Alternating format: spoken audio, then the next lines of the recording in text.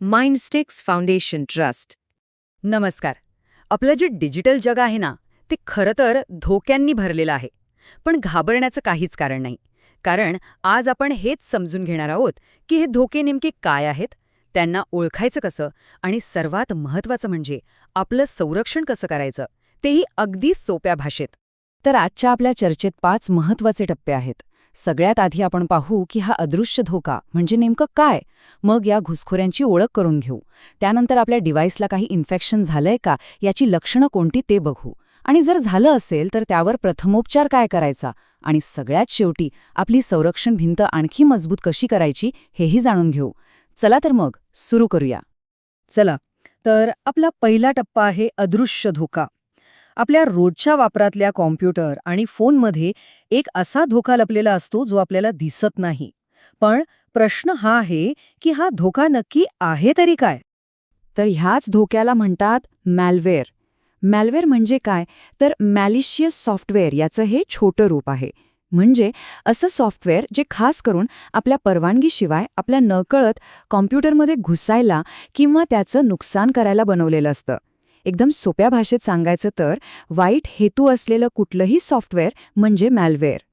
बरं, मॅलवेअर म्हणजे काय हे तर कळालं. आता जरा या घुसखोरांच्या वेगवेगळ्या प्रकारांना भेटूया.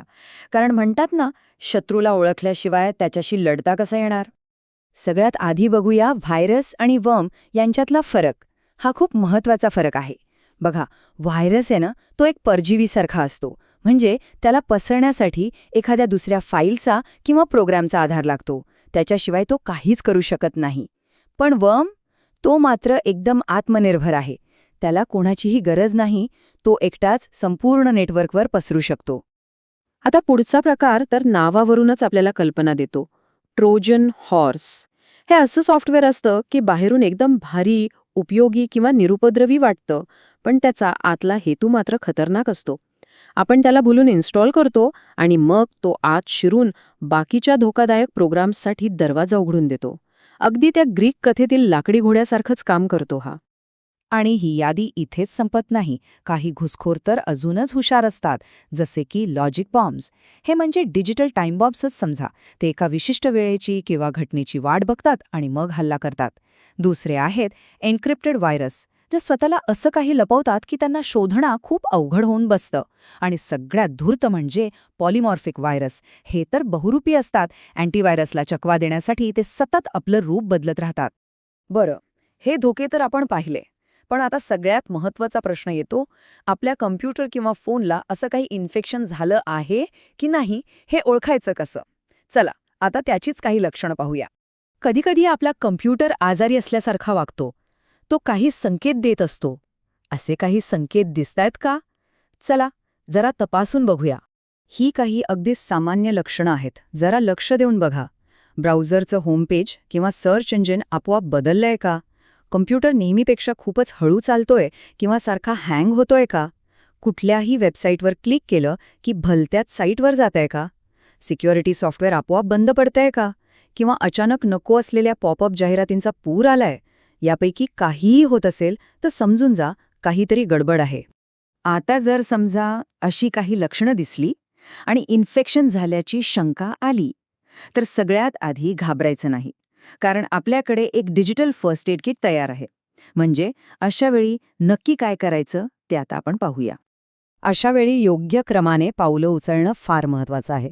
पहिलं आणि सगळ्यात महत्त्वाचं पाऊल, लगेचच आपला कम्प्युटर इंटरनेट आणि नेटवर्कपासून डिस्कनेक्ट करा. यामुळे धोका पुढे पसरणार नाही. दुसरं, कम्प्युटरमधले कोणते संशयास्पद प्रोग्राम्स किंवा प्रोसेस चालू आहेत ते शोधा. तिसरं, त्या मायलवेअरच्या फाईल्स शोधून डिलीट करा. आणि चौथं पाऊल म्हणजे कम्प्युटर रिबूट करा आणि ही प्रक्रिया पुन्हा एकदा तपासून बघा की सगळं स्वच्छ झालंय की नाही. हे झाले इमर्जन्सीमध्ये काय करायचे ते. पण आता आपण या चर्चेच्या सगळ्यात महत्त्वाच्या भागाकडे वळूया.